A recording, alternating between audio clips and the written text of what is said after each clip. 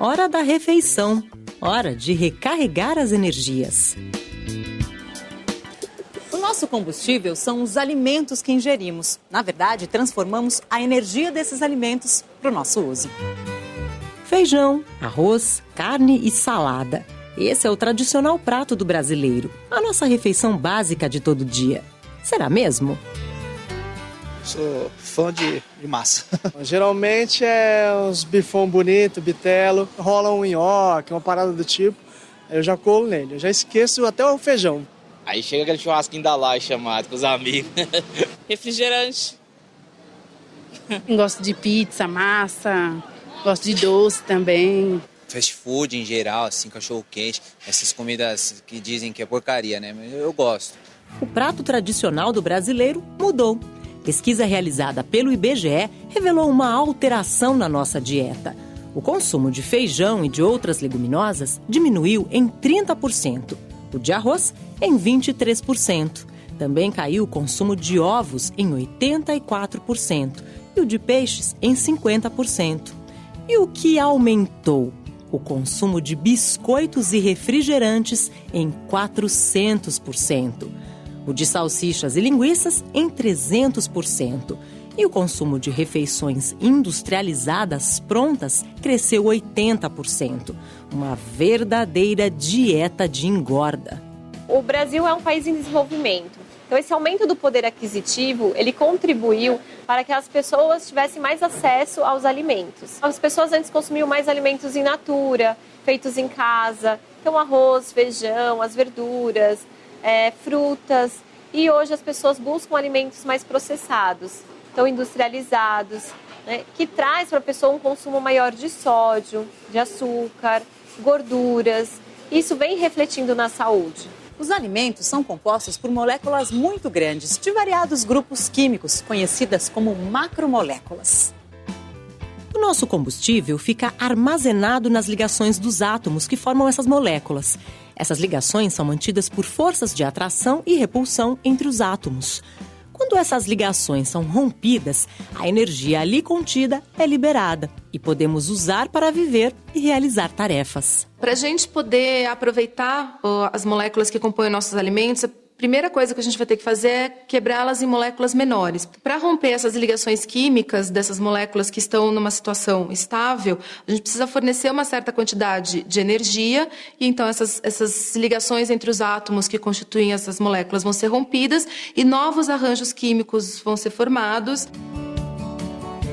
Como acontece a quebra dessas ligações dos alimentos para produzir energia?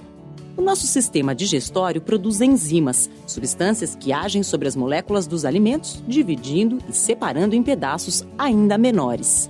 O processo já começa na boca. Enquanto mastigamos o alimento, a nossa saliva, que tem enzimas, age sobre ele. Depois, no estômago, o processo químico sobre a comida continua com a ação das enzimas do suco gástrico. As ligações químicas são quebradas pelas enzimas. Esse processo é finalizado no intestino delgado.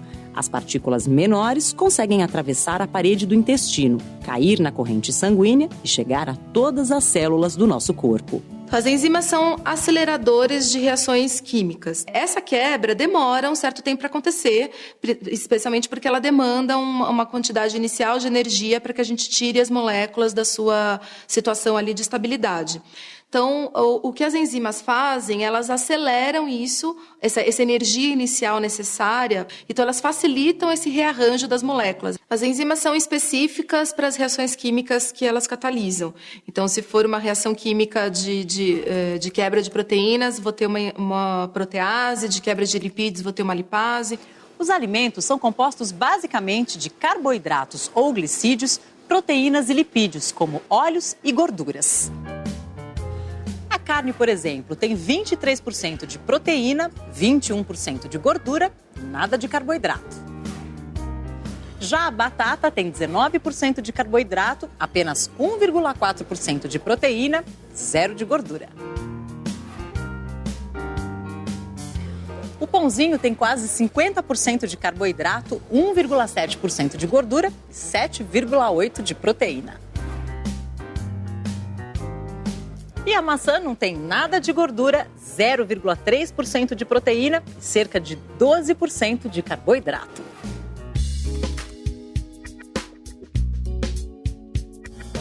Pães, massas, arroz, batata, mel. Cerca de metade do que comemos tem mais carboidratos do que gorduras e proteínas. São os açúcares e os amidos. Os carboidratos são muito importantes, porque eles vão nos dar energia para desenvolver as atividades do dia a dia, né? Essa energia, ela fica estocada principalmente no nosso músculo e também em alguns órgãos como o fígado. E vai ser transformada, então, nessa energia que a gente precisa para o dia a dia, para correr, para fazer nossas atividades, até para pensar. As proteínas, outro combustível alimentar importante para nós, são encontradas nas carnes, frango, boi e peixes. Ainda nos ovos e também nas leguminosas, como soja, feijão e lentilha. Todas as proteínas, independentes de sua função, tipo ou origem, têm como base o mesmo conjunto de 20 aminoácidos arranjados de formas variadas. Durante a digestão, a macromolécula se quebra e os aminoácidos entram na corrente sanguínea. E a proteína, ela vai ajudar num processo de construção. Então, ela vai ajudar a construir a pele. Então, se a gente se machuca, né, precisa do processo de cicatrização e ela faz parte. Também, na questão de construir o músculo, é importante. Então, quando a gente pensa em crescimento e desenvolvimento, é fundamental a proteína. Além disso, também, a proteína ela participa de alguns processos do nosso corpo para a construção de hormônios, de anticorpos, das hemácias, que é muito importante para levar o oxigênio para o nosso organismo, para as células. As gorduras liberam mais energia que os carboidratos e as proteínas, mas em excesso também causam problemas. As gorduras são formadas por longas cadeias, constituídas basicamente de carbono e hidrogênio, e fazem parte do grupo dos lipídios. Existem vários tipos de lipídios na nossa alimentação. O principal grupo é o dos glicerídeos ou triglicerídeos, que a gente obtém comendo gorduras e óleos. Essas macromoléculas, quando quebradas em moléculas menores, formam dois grupos, os ácidos graxos e o glicerol. Os ácidos graxos, eles são separados em saturados e insaturados. Os saturados estão presentes principalmente naquelas gorduras de origem animal. Então, naquela gordura parente da carne ou naquelas carnes mais gordas, né? A gente também encontra muito nos leites integrais, queijos amarelos.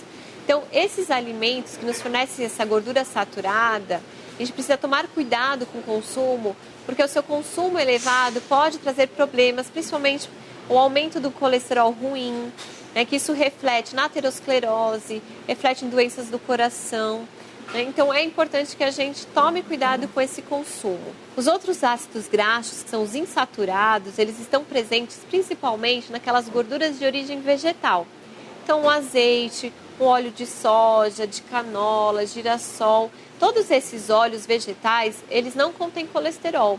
Eles têm essa gordura insaturada, que ela é benéfica para o nosso organismo. Os alimentos fornecem diferentes quantidades de energia, medidas em calorias alimentares. A unidade usada é quilocalorias. Por exemplo, esse produto aqui, vamos ver a quantidade de calorias indicada no rótulo. Tem 18 quilocalorias. Na verdade, essa é a quantidade de energia armazenada nas ligações químicas dos constituintes deste alimento. A quantidade de energia, ou seja, de calorias necessária para cada pessoa, vai variar de acordo com as atividades diárias.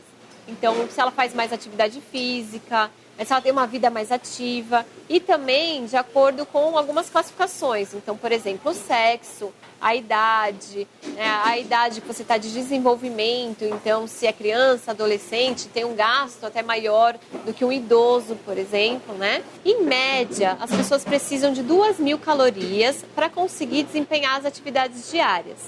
E essas calorias, elas são importantes porque elas vão justamente nos manter no equilíbrio entre o gasto e o que a gente consome. Então, se a gente conseguir equilibrar essas duas extremidades, a gente consegue manter o nosso peso, o nosso corpo saudável. Quando for montar o seu prato, a recomendação é ocupar metade do prato com legumes e verduras. Na outra metade, 25% de arroz ou outra fonte de carboidrato, como batata ou macarrão. E os outros 25% restantes, completar com feijão e carne. E a quantidade? Uma porção que caiba nas suas 2 mãos juntas. Agora você já sabe como nós, seres humanos, conseguimos aproveitar a energia química dos alimentos, nosso combustível. E viu como é importante uma alimentação saudável para manter a saúde. Nenhuma máquina funciona direito com combustível ruim, nem nós, seres humanos. O que você aprendeu pode ajudá-lo a planejar melhor a sua dieta. Bons estudos!